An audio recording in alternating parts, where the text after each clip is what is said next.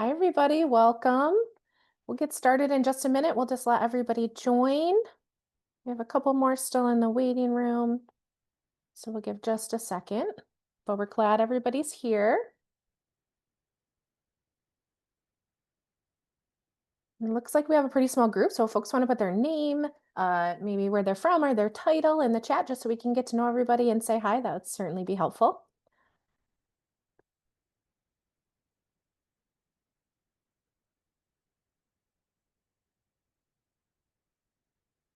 All right, so I have 101, so I want to be respectful of everybody's time, so we'll go ahead and get started.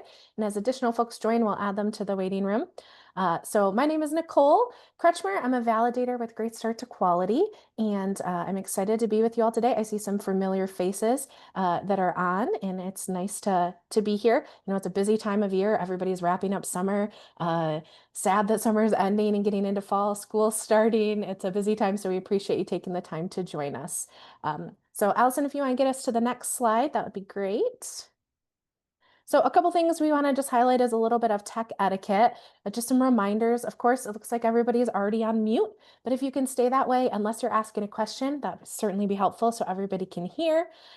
Cameras, if you're able to turn your camera on, we would love to see your faces. We know circumstances don't always allow, but it's definitely helpful for us when we can see you, especially if you're asking a question.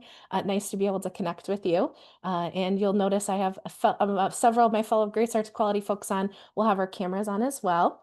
Feel free to put anything in the chat. If you want to put your name, maybe your title, where you're from, so we can all connect with one another, that's great to put in the chat. You can also put questions in there throughout, and we will have some intentional time that we'll pause for questions. You can put them in there. And at the end of the presentation, we'll also have a dedicated time just for general question and answer about the things that we talk about or anything else you're wondering about Great Start to Quality. So you can put that in the chat, or you can hold it to the end and raise your hand and unmute. So we have a standard standing agenda for these meetings. So we're going to do a little welcome right now. We're going to pause for a little bit of introductions. And then as standard, every time we have a quality connection as we do a little presentation, we have some tips and some updates and things we share with you. And then we wrap up with Q&A. So that's going to be the general format today. Allison, if we can go, thank you. So as I mentioned, my name is Nicole Kretschmer. I'm a validator with Great Start to Quality at ECIC. And I have a few of my other colleagues here. Some of them are going to be presenting, sharing a little information. Others are here to help with the chat or to answer questions as they come up. So feel free to connect with all of us. We're excited to be here. And as each are sharing in their sections, they'll introduce themselves in a little more detail as well. And then we just want to go over our learning outcomes for this meeting. So first and foremost, we just want everybody to be aware of Great Start to Quality, what the purpose is, and how we're here to support you as childcare providers, but also the children and families that you serve. We want to help you understand what resources are available. So we're going to share some information, highlight some resources that you can use. We want you to have a clear picture of the process. So we're going to do a little overview of the process, especially if you're new. If you've been participating for a while, it'll just be a good refresher. We also want you to know who the people are that are available to support you. And we also want you to be able to know who to reach out or where to reach out when you have questions. So those are our learning outcomes for today. And now we just want to ground you in the Great Start to Quality model. We know I have a diverse group of folks joining. We have some folks maybe who are new, maybe just newly licensed and new to Great Start to Quality and trying to figure out what is this and get more information. And we have folks that have been participating for a long time. And then everybody in between who's maybe at a different space in the process. So we just, during these meetings, try to ground everybody in the Great Start to Quality model. So at the bottom of the model, you'll notice maintaining health and safety. That's where all programs start in the Great Start to Quality process. So programs, even when they're newly licensed, kind of start at that maintaining health and safety level. And then as they work through their individual quality improvement journey, they move through the different quality levels. So programs start on that reflecting on quality when they're looking at the self-reflection and the quality indicators, really just reflecting on their practices and the things they're doing. Then they can move into that enhancing quality, which is where they're actively working on goals, coaching, preparing for the validation, and the next steps in the process. Then there's enhancing quality validated, which is where myself and my fellow validators come into the process, where we speak with programs, we review documents, and we actually complete that validation. And then the final step is demonstrating quality. So programs have that on-site observation, and if they're meeting those threshold scores, they're at demonstrating quality. Programs can continue and go through all of those steps in the process. If there's a point where they want to stop and pause and work a little longer in one, they can, and then they can start that process over anytime. So it's a continuous ongoing cycle. And then I'm just going to pause there for a minute and see were there any questions that anybody had about Great Start to Quality in general or about the process that we could answer before we shift into the indicators.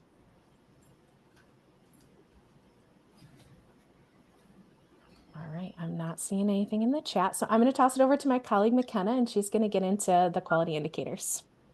Thanks, Nicole. Hi, everyone. I'm McKenna Lopez, validator with Great Start to Quality on the validation team. So we just have some exciting updates to share with you all. So we'll get into that quality indicator real quick with an update on one of our indicators that we made some adjustments to. And that indicator is CIL 13. So some of you may be familiar with this. This is the looking that your program has access to explore the outdoor space that includes elements in nature. So in this previously, we were looking for pictures just of your outdoor space showing that it had at least 2 elements of nature. And we're still looking for that for the purpose of, the quality indicator.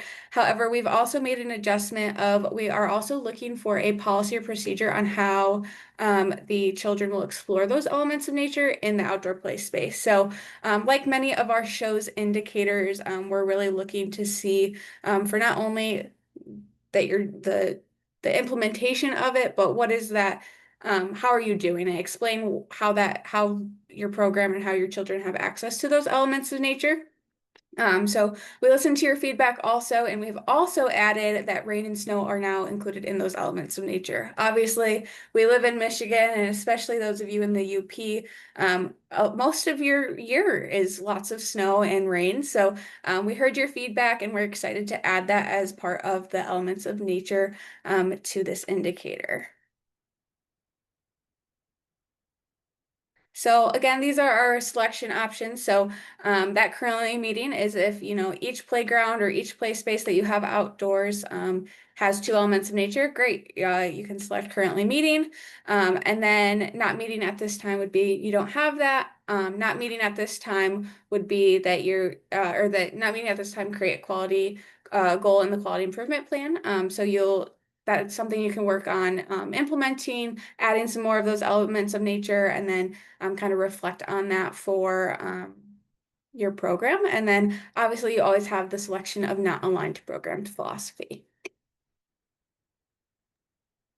McKenna, there was a question that came in the chat about nature and kind of what we would consider nature. So Allison, maybe you want to go back to the previous slide because I think it shows some of the examples. Oh, maybe we didn't have it on that one. Sorry. I have it pulled up, so let me find it 1 second. So this will be included in the guidance document as well as our help text. But elements of nature could include bird or animal feeders, dirt, mud, sand, flowers, plants, a garden, grasses or moss, log stumps, rocks, natural ground covering, pine cones, leaves, rain or snow, trees, shrubbery, log stumps, rocks, natural ground, and then it just says other natural materials. So really looking for, those elements of nature that you would see outside. I don't know if that's clear enough, but that's some of the lists that we have on there. Yep, so that gravel would be like the rock covering, natural grounding. So yes. Any other questions? Yes, thanks, Nicole. All right.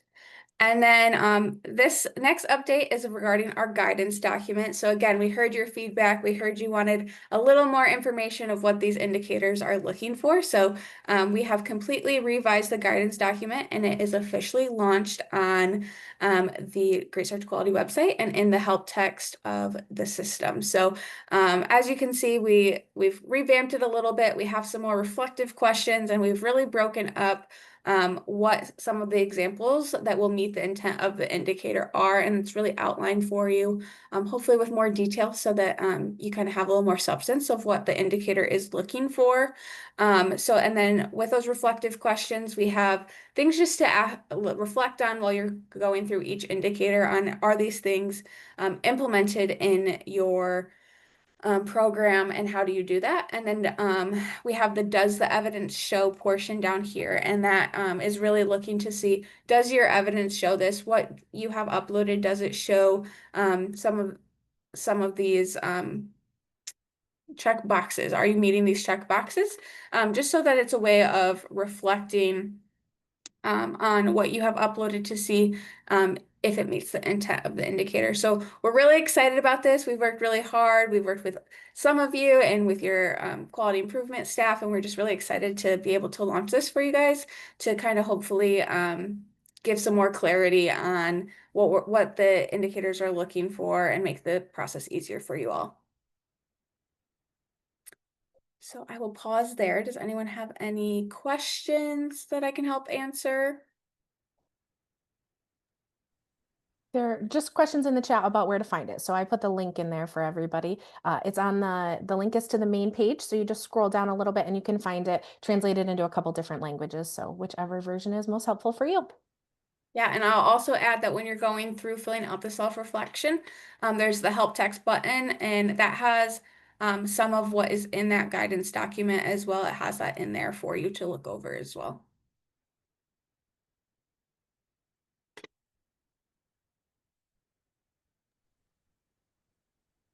All right. I was just pausing to see if there were any other questions before I chime in. Nicole, you think I'm good to go? I haven't seen anything. Yeah, I think you're good, Jen. All Thanks. right, great. Well, good afternoon, everyone. It is great to be with you. I am Jen Roundtree. I actually, some of your names, I know you've been in class trainings with me before, so I'm excited to have you here because we're going to talk about class second edition.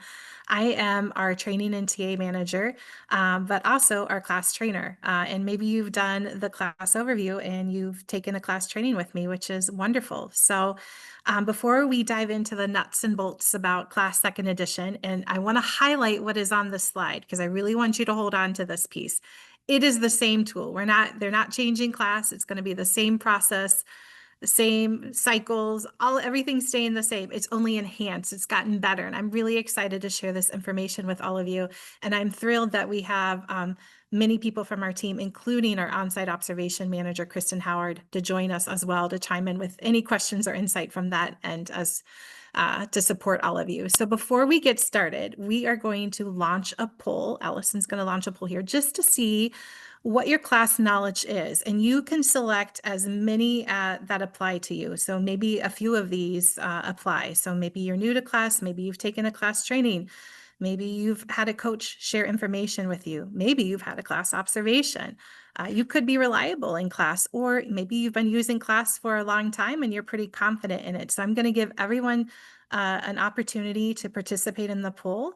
So I will pause to give you some time and select all that apply.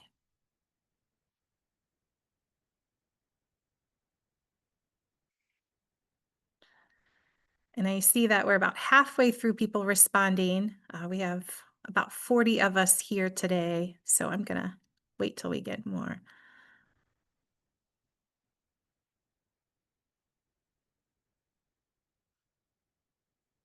All right. So what we can see, if we share the results of the poll with everyone so that you can see it, we have a good mix of folks here. We have some people that are brand new to class, and maybe you're like, what does class mean? Just trying to gather some information. Maybe we have a nice group that have taken a class training, so yay. And maybe your coach has shared some information, or your director or administrator has talked to you. And 17% have had a class observation. So that's a good mix to have. So thank you, Allison or Nicole. We can stop sharing that now. And we can move to the next slide.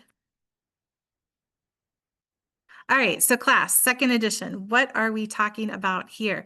Class has been around since 2008, so we're approaching almost 20 years if I do the math in my head, so about 20 years. And it is research-based, valid, and reliable. It is used in every state. It's used worldwide. There's been a lot of research. In fact, Teachstone, they are the overseers, the creators, developers of class. They are so open about their research. You could go to Teachstone's website and find any of their research on there if you want to dive into it. And so over the course of time, since 2008, there have been changes in our early childhood profession. And so they took that as an opportunity to say, how can we make our tool more accessible and equitable to support all children and all educators? And so that is what second edition is about. It's about enhancements to support not only the children in your settings, but all of you. And CLASS stands for the Classroom Assessment Scoring System, and it can be used in family childcare settings, in centers, and it goes all the way up. If we were to do it in secondary education, there's a tool for that age group as well. So it looks at the impact of what is called interactions. That is the heart of class. And so we have a video that we're going to show you because there's a good group of you that are new to class. And so we're going to take a little time watching the video, and then I'm going to come back and share some more details about class and class second edition.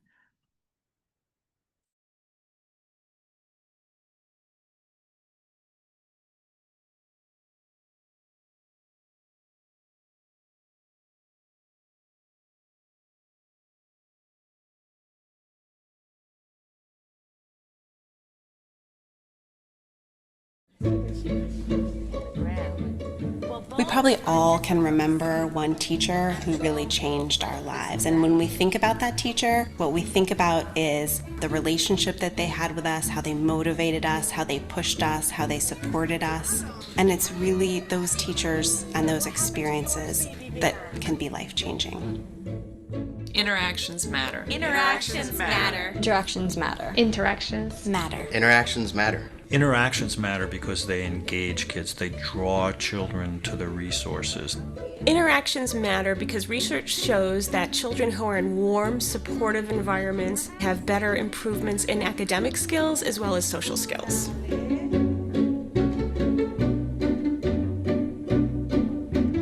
We found Teachstone to bridge the worlds of research and practice, to take those evidence-driven tools, particularly focused on interactions between kids and teachers, and get them into as many classrooms as we could.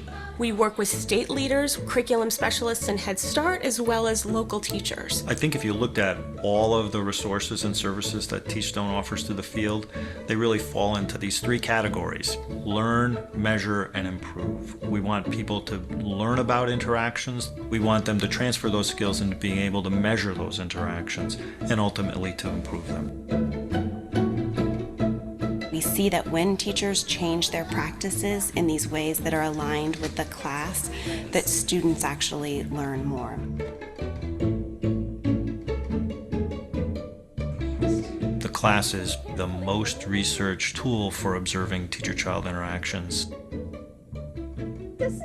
When I was first introduced to the class model, it was exciting because I felt like somebody had been following me for all my years of teaching and had gotten it. This is what good teaching is all about. I look at the latest research, and this tool captures all of that. When I use this tool and meet with the teachers, I'm giving solid feedback to the teacher to make sure that the student is learning in the classroom. The class is being adopted on such a large scale because organizations are looking for tools that can improve learning that are based in research.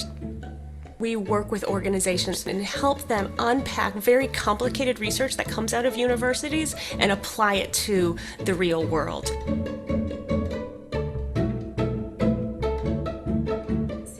Ensuring that each observer is a reliable observer is essential to the process. What we're going to do is start that next video and give you an opportunity to practice your note-taking. And you're going to be looking for the specific behaviors of the teachers and the students who are in the video. You're going to be noting objectively those behaviors that you're seeing. It's objective. It's not me saying, well, maybe you should have done this. It's going down saying, this is research-based, and here's what I see. Anytime we measure classroom interactions, the goal is really to help improve. Effective teachers are the ingredients of learning. Being able to quantify interactions provides a really powerful lever for change. When teachers change their practices in these ways that are aligned with the class, students actually learn more. The class is having an impact at large organizations at the state level through QRIS systems and Head Start, but it's also having an impact at smaller organizations. We have seen results with the kids in those classrooms. It's like finally somebody has decided to do what we need to do. Ultimately, everything that happens in classrooms is about interactions. I think we all have a responsibility to ensure that every child has access to the most effective teacher possible. I hope someday it's a guarantee.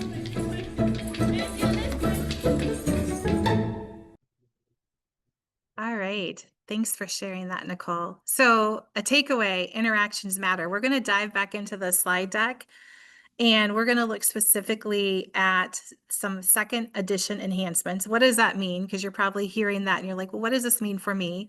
So if we could go to the next slide.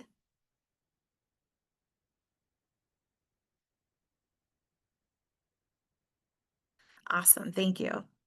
So Class First Edition, that is what we're currently using right now for Great Start to Quality. That's been around since 2008. And Teachstone took around 3 to 5 years to collect feedback from educators across the country, internationally. They did more research studies, and they had this opportunity to look at some of the specific focuses of those interactions, engage, is this the best approach, or can we enhance this to be more inclusive and more diverse to support educators in all types of settings. And so I'm talking about family child care. We're talking about infant, toddler, all the way up to secondary. And so one of the key pieces that they added is something called class environment, because a lot of times people hear class and you think about interactions and you're like, oh, they're not going to come in and check my environment. Well, with class environment, there is an option now to look at the setting and to see how the educators in that setting are using the materials to support those interactions, to enhance them. And so class environment is a new component that we're going to be talking about more with Great Start to Quality and how that will look with your observation.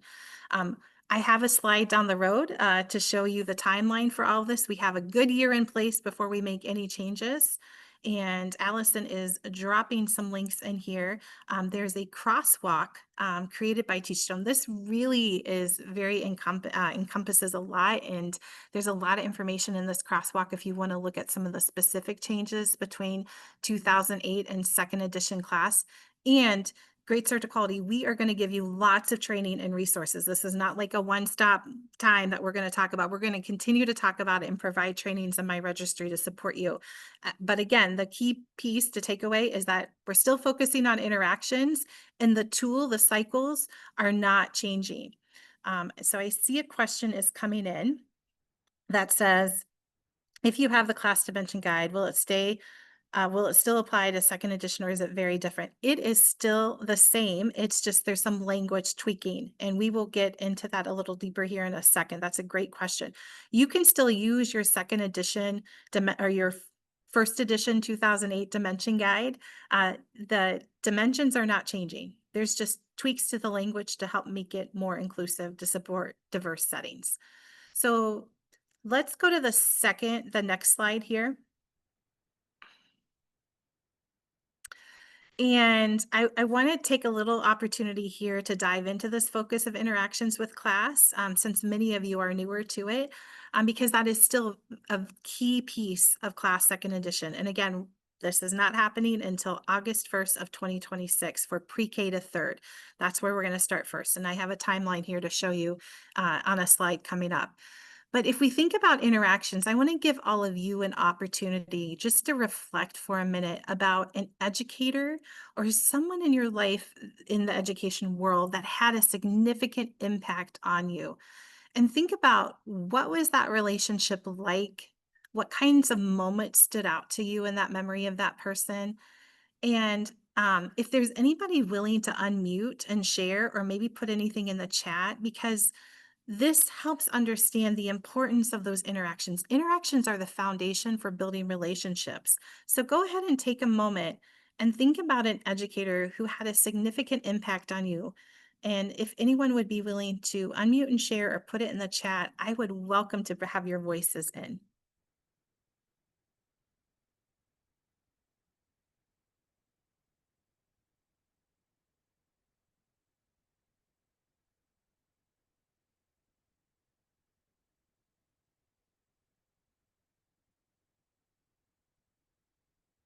While you're thinking, I taught for many years and I taught elementary school. And at one point, there was a building principal who he wore a different tie every day.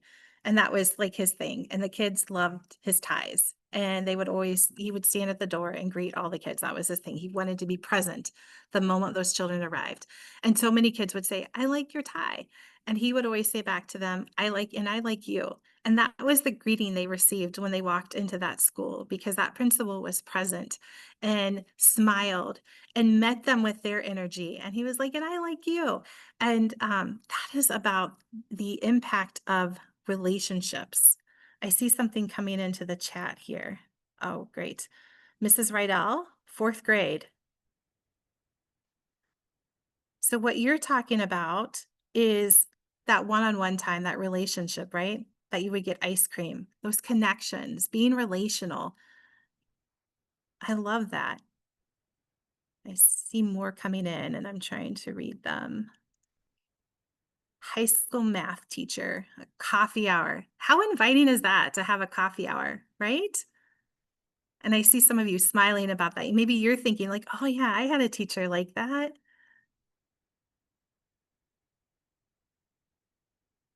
Oh, during nap time, teaching you how to knit, Nikki. Do you still know how to knit? Like, I love it. Yes, keep putting these in the chat. This is great because the reason I shifted a little bit to get you excited thinking about class and interactions and 2nd edition, but remember, the tool is not changing. It still focuses on interactions.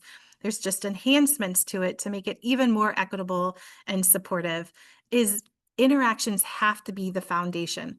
In the video we just saw, it talked about the focus, measure, and improve. And that is what our team does at Great Start to Quality. When on-site observations happen and when you have your coaching with your coach through Great Start to Quality, you have an opportunity to focus on those interactions. And then the measure piece is the on-site observation to give you some data, because it's all about data to support you in identifying opportunities for growth and areas of strength in your setting.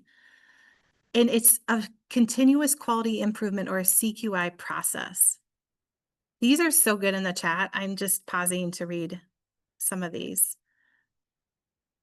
So all of you are in the early education world too, and the interactions that you make every day have an impact on the children in your setting. So if we go to the next slide,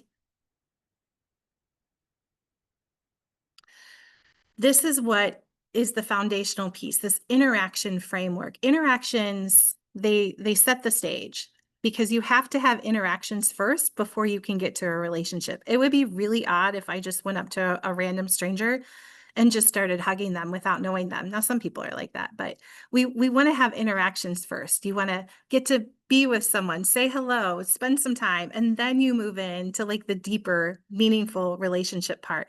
And so that is how the class tool is structured. And for 2nd edition, it really elevates this on this interaction framework, where first, foundational piece, that heart, is that about that connection. We have to build connections first with children. Then when you move to the connection, you can get to the engagement. So connections set the stage with those interactions. Then you move to engagement, and then you get to that deeper level learning and connection through that inspired learning. So it, again, that CQI piece, do you see how it weaves through connect, engage, and inspire? All key pieces.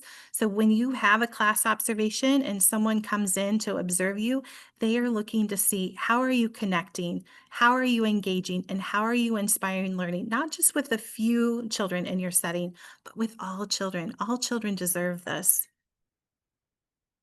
Is there anything in the chat, questions, or is it just more people commenting? That's what I'm thinking. Just more comments. Lots of I love it. wonderful memories of folks are sharing about those See? interactions. And you're getting all, like, it's all about interactions, right? That is the key piece. That is what we strive for every day as educators, to like think about how we can have these really rich, consistent, frequent interactions to support the children in our settings. That's how we show we care. So if we go to the next slide, I want you to think about it like a tree, okay? So we have your soil, we're planting our tree in the soil. The interactions are the roots of the tree. That is what like secures that base. I do an infant class training, and we know that infants like secure base, right? They need to have a secure base, and that typically forms by 6 months. And those consistent interactions that happen, those are the roots that really build that strong, beautiful, this could be like a gorgeous maple tree here in Michigan, right? And then as those interactions are developed, it sort of builds up to the core skills. This is where the learning happens, where we're helping children to be able to think and relate and regulate and communicate. All of those elements of the thinking, the relating, the regulating, and communication, those are all identified in a class observation. So when you are getting an on-site observation, you are getting data to support you in those areas, to see how you are doing, to celebrate those successes, but also with your coach, identify some opportunities for growth so that those core skills can be developed in those children. Because as you build those core skills, that's when you get to the top of the tree and the rich, the beautiful leaves. I love our trees right now, this time in Michigan. And that's when we start to see children thriving. And that is our goal. We want to see children thrive, but go back down to the roots. It has to start with the roots. What are we putting in the soil? Those consistent, frequent interactions. And they can be very small, simple things. We're not talking about elaborate displays. It could be many of these examples that you shared, being present with a child, sitting next to a child while they're drawing, talking to a child at mealtime about their weekend, getting excited with a child when they've just completed building a structure. When you're outside in nature, noticing things with children and asking them questions to deepen that learning and those connections, following the lead of children. These all support the development of those core skills to help each child in your setting thrive. And that is what the class tool captures. In second edition, the only thing that is changing as we talk about this is how the environment is used and some language tweaking to make it more inclusive and supporting to diverse settings. Let's go to the next slide. All right, so some key points. I gave you a little nugget of learning about class, and I'm going to continue building upon the second edition transition to help you have a good sense of what it means. Key points. We're all here because we're committed to children, right? We want to see children thriving in all settings and throughout life. We set the stage. I say early childhood, like we are the ones that set the stage and we create that spark of learning.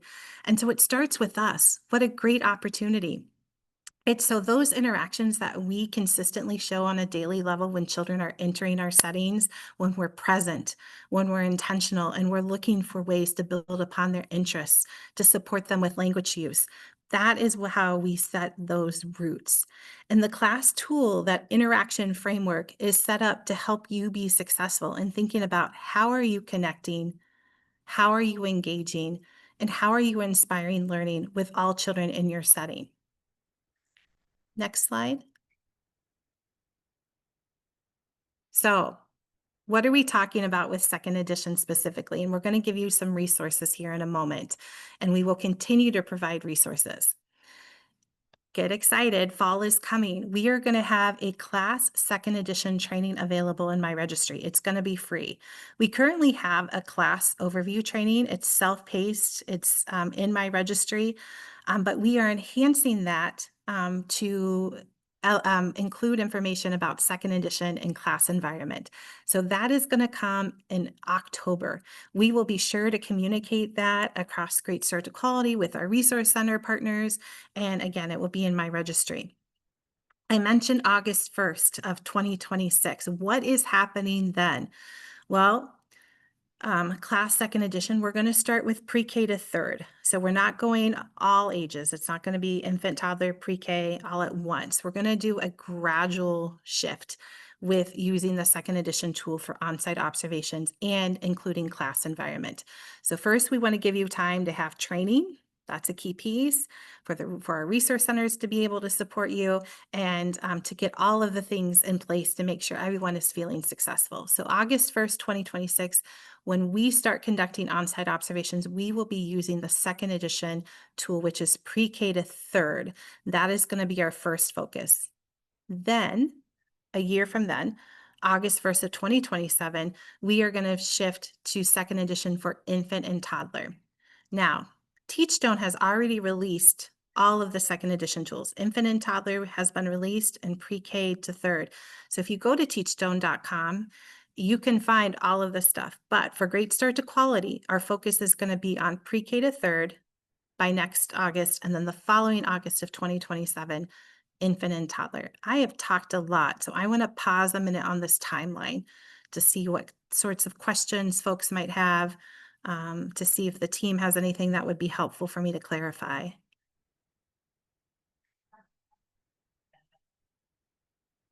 All right, let's go to the next slide because this is probably the one people are holding on to. Resources, right? You probably want to hold, like, I heard this once, but I know I'm going to need some things. So Allison is going to start dropping some resources in the slide deck. And guess what? We have a whole class page on our Great Start to Quality website. That's the first one, dedicated to making sure you get all the current information. So if you go to greatstarttoquality.org, there's a whole page for class, and we're revamping it. It already has some second edition materials on there, some handouts that you can take back to your team or keep in your space. Resource center coaches, they'll have all this information as well. So we will keep that front and center. When the trainings are released in my registry, we will be sure that those are available there. Secondly, class dimension guide. So somebody already asked, this photo on this one is the current dimension guide. You might say, I already have this. They have dimension guides for second edition available.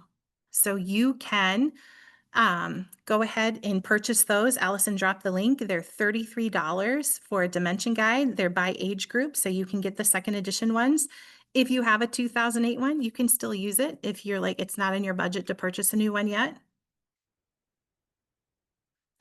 And then finally, your resource centers, and several of our incredible resource center partners are on this quality connection. They are getting information and training to be able to support you on all of your questions about second edition, as well as our team. So you can contact our resource center. There's a link there for our resource centers to contact them directly on our webpage. There's an 877 number that you can find. And I skipped one thing, and I'm glad Allison put it in there. Class overview on-demand training. If you want to search in my registry, if you would like to access the current class training, if you're brand new, you're more than welcome to take that in my registry. It's self-paced and you can earn training credit. So I see that a question came in. Those who are being validated next year before September should focus on interactions. If you're focusing on interactions and using the quality indicator guidance document, but I'm going to see if anyone else from our team might have some additional thoughts on that question. Yeah, Jen, I'd like to just say ditto to what you said. Focus on interactions. Lots of folks are always like, how do I prepare for the observation? And really, it's less about preparing for the observation.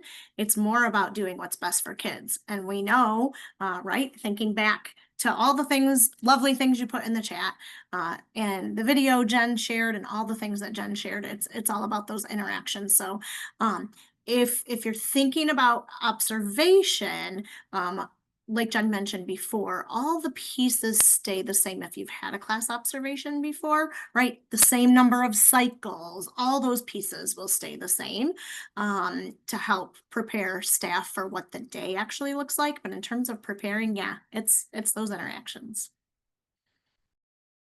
And guess what? If you're working with a coach from one of our incredible resource center partners, they can help you break down some of the key pieces of the class tool, because really we don't want you to have to feel you have to learn this tool and know all the dimensions and domains. If we reflect on that video I shared earlier, we just want you to be able to focus on those interactions. And one key piece that we say in class trainings is, are they consistent, frequent, and the depth and duration of those. So thinking about frequency, depth, and duration of those interactions, that's what we want to see. It's not just a checklist, you do it once, but are you using language consistently, intentional, genuine with children? And thinking about, do you tend to just focus on a few children? Are you making sure to focus your interactions on all children, to invite children into the space so that their voices are heard and their interests are being supported? So being mindful, like doing some self-reflection is a key piece with class. Maybe there's an opportunity if you're working with a resource center coach to have them come in and maybe watch and see how you're doing, right? And give you some feedback. And then you can identify some things you might want to set some goals on, because setting some small goals for those interactions will only enhance your practice, because really it is a practice. I see more questions coming in.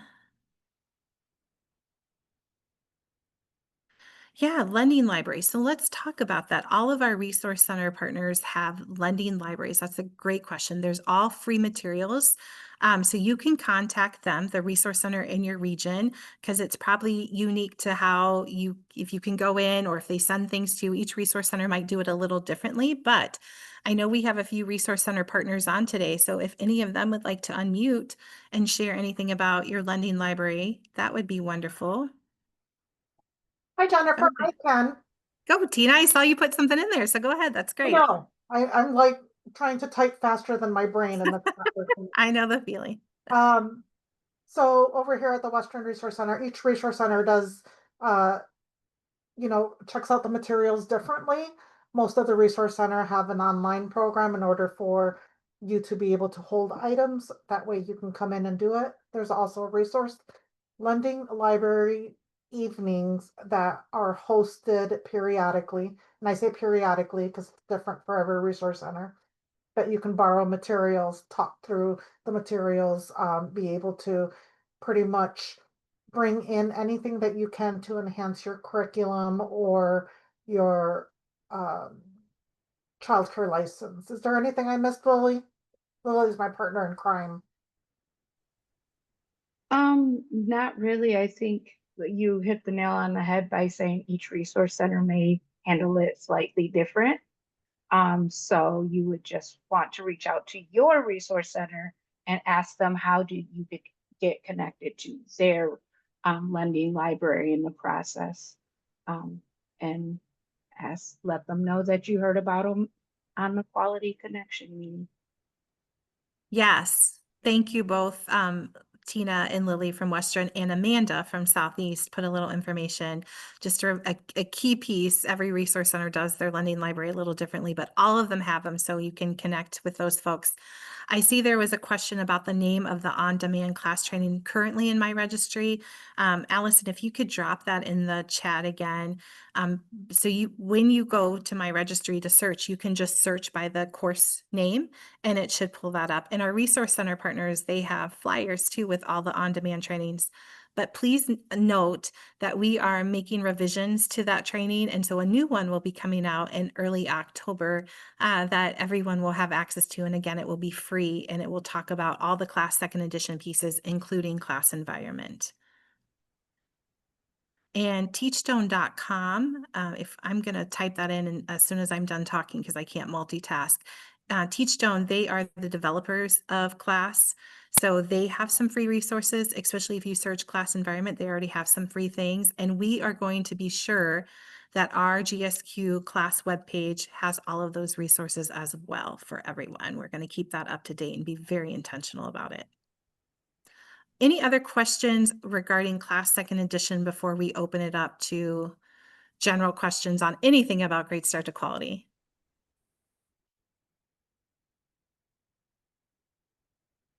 I hope you're all excited. This is great. Key piece, interactions matter, right? Think about like setting those roots every day, take an opportunity. You're building those lasting memories. Think back to the memories you have of someone in your childhood who had a significant impact on you, right? And class second edition, same tool. It's going to be the same observation process, same number of cycles.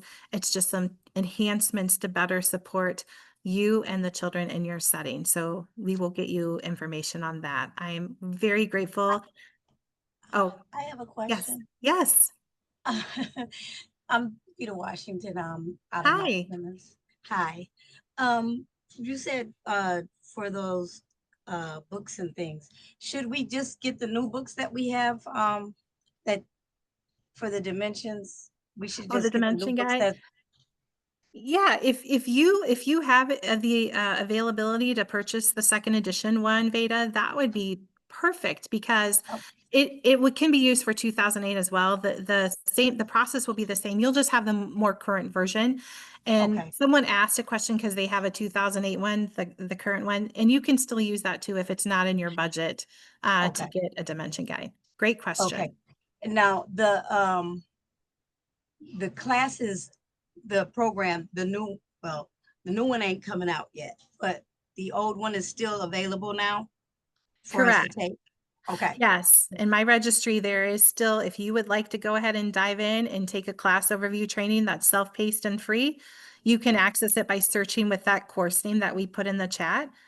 Okay. But know that we are creating an updated class overview that will come in October, and that will go in my registry. And we will be sure to share that update in our Loop, which is our monthly newsletter, correct? Loop is monthly, right, Nicole? And then our Resource Center partners will have all that information as well to share. Okay. All right. Thank you. Yes, great.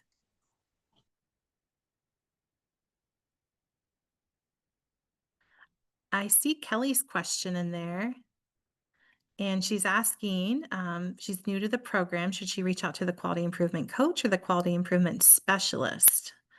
She hasn't participated in GSQ, but like to start. That's exciting. So what I'm going to say, and then I'm going to let anyone else chime in from my lens of knowledge. I see Lily at the top of my screen. Not everybody, not every region has an identified specialist. Some have QISs and QICs. So what I would do is I would just start with contacting the Resource Center directly, and they will get you to the right person. They will make sure that you don't need to worry about asking. They'll know who to get you to, and they will make sure you get connected. But I'm going to open it up to anyone else to share any more information.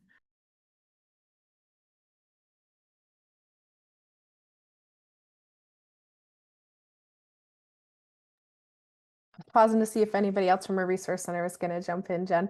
But yeah, that would be our recommendation. You can also always email us at greatstarttoquality@ecicforkids.org, and I will put that in the chat. It's a mouthful. If you are having trouble getting contacted with your resource center, reach out to us and we will find that right person and get you connected directly.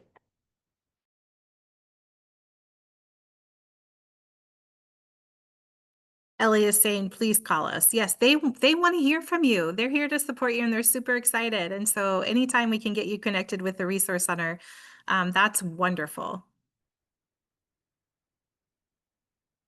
Well, thanks again for letting me share about class. I'm going to turn it back over to Nicole because I think this is the time for the general Q&A. So I want to give everyone ample time to ask any of your other questions.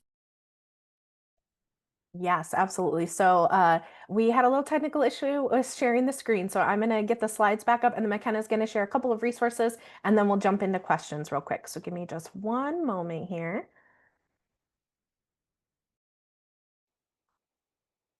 I apologize for the technical issues. Keeping us on our toes today. Thanks for everybody's patience. All right, McKenna, it's all yours. Okay. All right, so we are in the midst of planning for our next fiscal year. So the next Great Start to Quality Connection will be in, I believe, October. But we will send out details in the Loop article for time and date and that sort of information. So again, it's every other month. We will send that out when we have that information available to you. And then here are some resources if you want to learn more about the Great Start to Quality process, get some just general information on what it is we do, learn more, get some more tips, anything like that. Feel free to check out our GSQ website. It's greatstarttoquality.com. We have a Facebook page and then we have some YouTube videos on there for you to reference as you make your way through the process.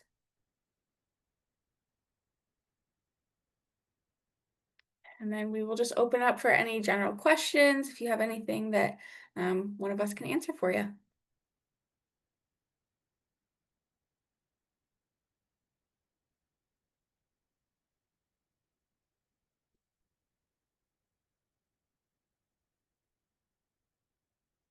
Yeah, this is your time with us. So pick our brains. We are happy to support you. We love this time.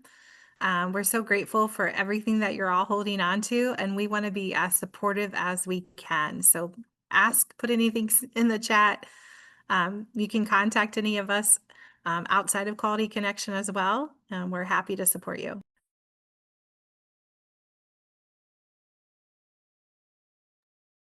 I went ahead and dropped in the chat those links that were on the last slide that McKenna just highlighted for us.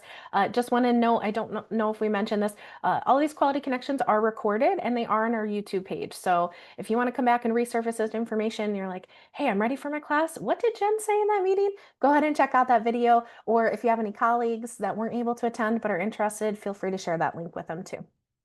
Hi, this is Elia. Sorry, I had foot in my mouth earlier, but if anyone needs support to learn more about the Great Start to Quality levels, I have put my information. I'm from the Southwest.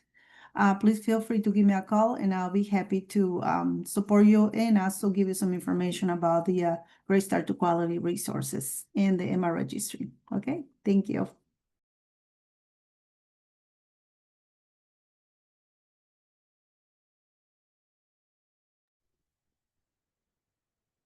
I see a question in the chat. After you do your assessment, how long do you have to complete the process?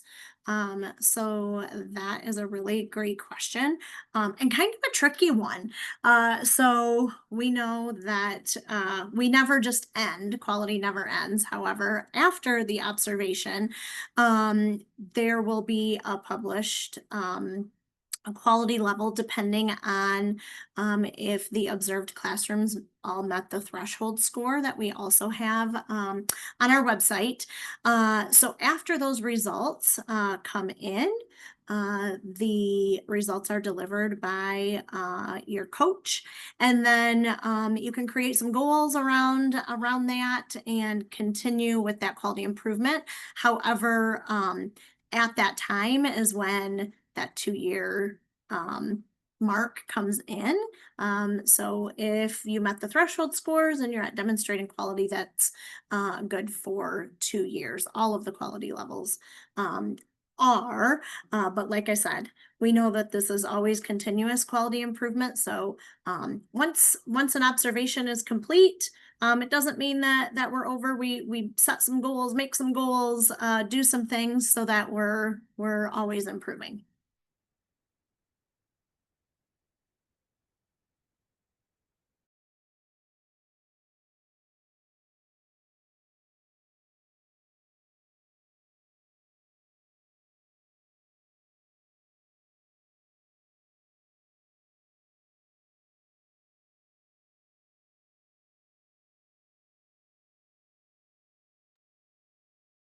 Just embracing the pause in case any other questions come in. If nobody has anything in the next minute or two, we are happy to end early and give everybody a couple minutes back in their day before they transition to the next thing. You know, many I have are. something. Oh, please go ahead. The classes that you take online for the classes course are by county or by region? Great What if your question. region? So you can, they're self-paced, the current one that we have for Great Start to Quality. So you can access it anytime. It's not, you don't have to go anywhere. You do it virtually on your own. And then you complete a self-reflection assignment and you send that to the host, which is one of our Resource Center partners. And you would just send it via electronically to them. And that's how you get credit. For the upcoming, like starting in October, we will be offering some more formal Teachstone class trainings. I'll be hosting those like I have in the past, and the resource centers will be sharing information about that. So the one that I've been talking about is self-paced and you can access it anywhere in my registry. But I'm going to, Lily, it looks like you were going to unmute. So maybe you have some more information you want to share. I was going to say, I don't think by the way it looks in my registry that it matters which of those self-paced you take, as long as you return your documentation to that host. So because it any of won't the let, like, options available. yes, I tried to click on one of them and it told me I wasn't in that region, so I couldn't Oh, I it's couldn't set. get in that class. Their registration is set for, they've got Okay. restrictions on counties. We can Right. figure that out. Veda, where are you located? I'm in Mount Clemens. I'm in the Wayne County Okay. region. Yeah, I'm gonna make a note of your name and I will follow up with you. We Okay. can get you plugged into one for sure. Okay, thank you. I appreciate that. Yes, absolutely. I saw a couple other questions come in the chat, so I just want to address those. One was a clarification about the process and how long it takes after you upload the application. So I'm gonna take a crack at that. There's a couple of applications, so if I'm still not answering the question, please chime in. So the process overall as a whole, when you initially start and do that first application to say, hey, I'm ready to start working on my quality improvement journey, you fill out that application, and then it's really up to you. You have to keep continuing moving forward in the process. You have kind of 240 days to work through creating goals and working with your coach and doing those types of things. If you haven't been active in the process, then the process will end at the 240-day mark. But if you're continuing to work on it, you work with your coach, you advance through those quality levels, then you get to the point where you submit that second application. And that second application is indicating, hey, I'm ready to move to the next step. I'm ready to have a validation, to have somebody look at my documents, and then I'm ready to move forward to have somebody come out to do that observation. When you do that application and you move into validation, validation happens fairly quickly. Usually within a few weeks, the validator will get to you. Of course, that timeline fluctuates depending on how many programs are in the process. So it can be a little quicker or a little longer. And then once your validation is done, you move into that on-site observation queue, and the on-site observation team reaches out and they schedule that with you. And so again, that timeline fluctuates, and it's something that you can work with your coach on, determine when the best time is for you and your program to come through the process. So I hope that answered it.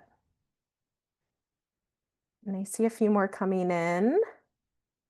There's a question in there about programs moving and getting a new license. So Great Start to Quality participation is based on the license. So if you have a new license, you do have to start the process over.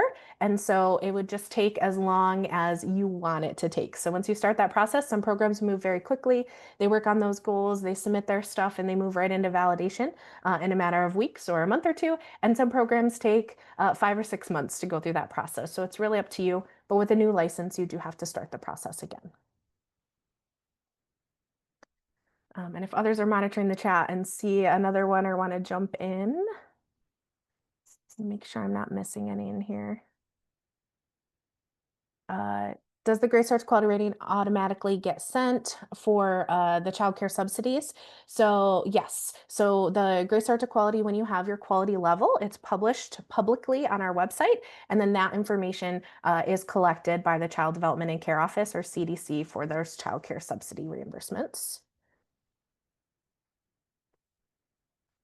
And then the follow-up about the timeline, we don't have an exact number of days. It varies program to program and depending on how many programs are in process. So there isn't an exact number of days. You just have to, in the initial part of the process, as you're working on your goals and through things, you want to do that within 240 days to get back to the quality level you were at or the quality level that you desire to be at.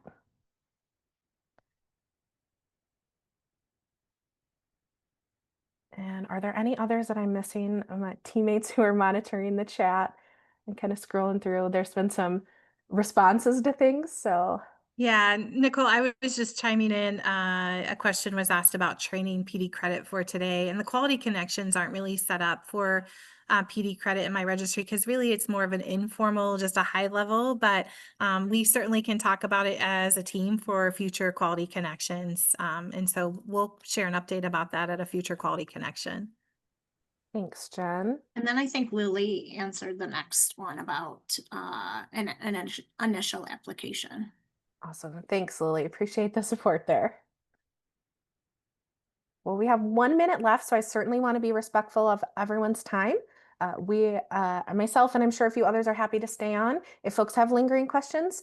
But the meeting was scheduled, or the quality connection was scheduled until 2. So if folks need to jump off, we understand that. And we appreciate you taking the time. It's such a busy time of year, busy time of day. I'm sure some are joining at nap time as the kiddos are resting. So we appreciate you taking the time and the effort and being so thoughtful with your questions and engaging with us today. Everybody have a good rest of your day. Thank you.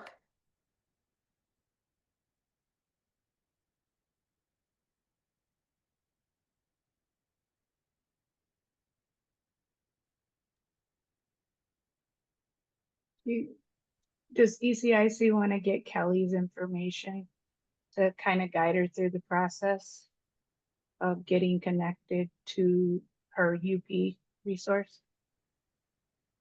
Yes, She's we'll follow up looking on to the make chat an comments, org Lily. profile and whatnot.